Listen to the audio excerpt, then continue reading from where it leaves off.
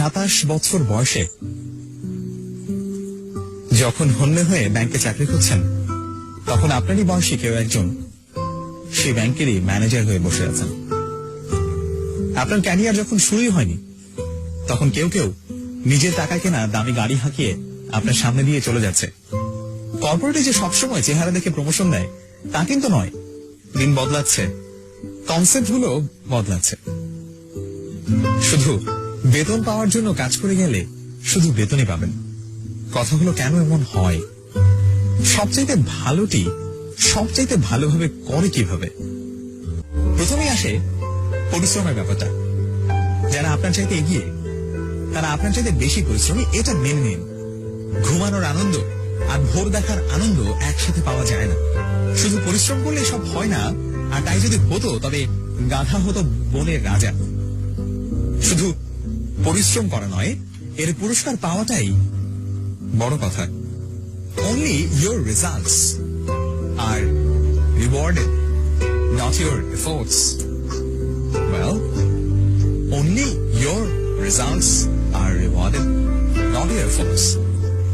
আপনি extra hour না থাকলে এক্সট্রা মাইল এগিয়ে যাবেন কিভাবে? সবার দিনই তো 24 ঘন্টার। আমার বন্ধুকে দেখেছি, অন্যরা যখন ঘুমিয়ে থাকে তখন সে রাত জেগে আউটসোর্সিং করে। ও রাত জাগার সুবিধা তো পাবেই।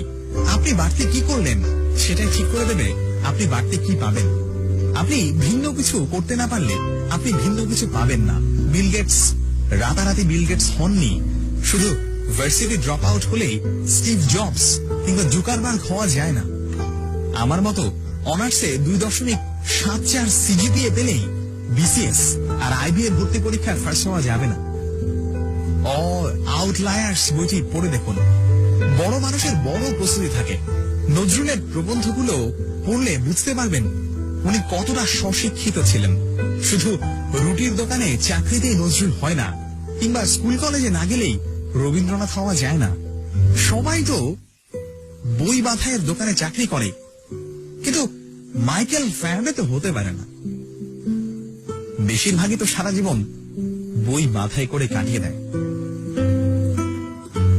স্টুডেন্ট লাইফে কে কি বলল সেটা নিয়ে মাথা ঘামাবেন না। আমাদের ব্যাচে যে ছেলেটা প্রোগ্রামিং করতেই পারতো না, সে এখন একটা সফটওয়্যার ফার্মের মালিক।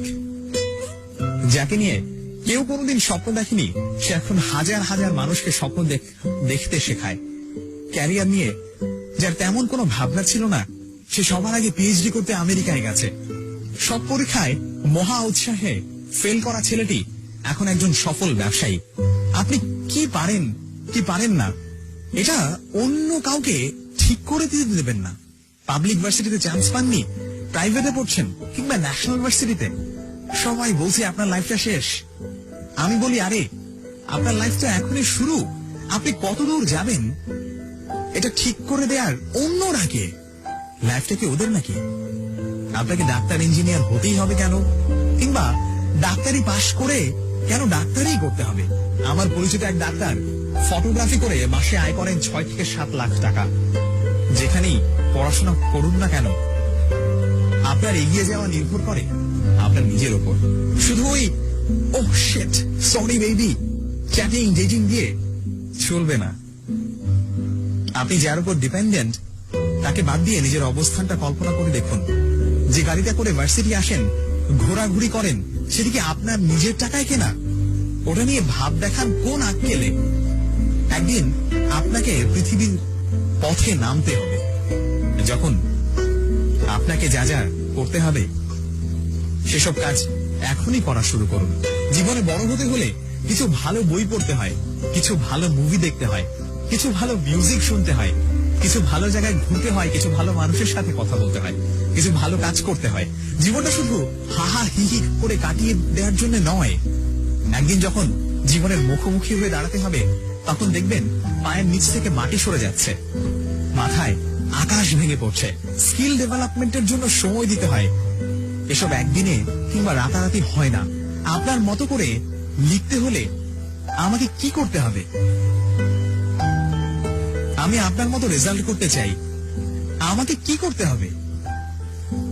এটা আমি প্রায় শুনি। আমি বলি অসম্ভব পরিশ্রম করতে হবে, no shortcuts. Sorry, sorry, no shortcuts. Reply আসে, কিন্তু পড়তে যে ভালো লাগে না। কি করা যায়? উত্তরটা একটু ভিন্ন ভাবে দেই। আপনি যখন স্কুল কলেজে পড়তেন, তখন সে সময় আপনার ফার্স্ট বয় বন্ধুটি পড়ার টেবিলে মুখ থুবড়ে পড়ে থাকতো। সে সময় আপনি গার্লস স্কুলের সামনে গিয়ে দাঁড়িয়ে থাকতেন। এখন সময় এসেছে ও ওখানে গিয়ে দাঁড়িয়ে থাকবে, আর আপনি পড়ার টেবিলে বসে থাকবেন। জীবনটাকে যে সময় চাবুক মারতে হয়, সে সময় জীবনটাকে উপভোগ করলে, যে সময় জীবনটাকে উপভোগ করার কথা, সে সময় জীবনটাকে উপভোগ করতে পারবেন না। এটাই তো স্বাভাবিক। এটা মেনে নিন। মেনে নিতে না পারলে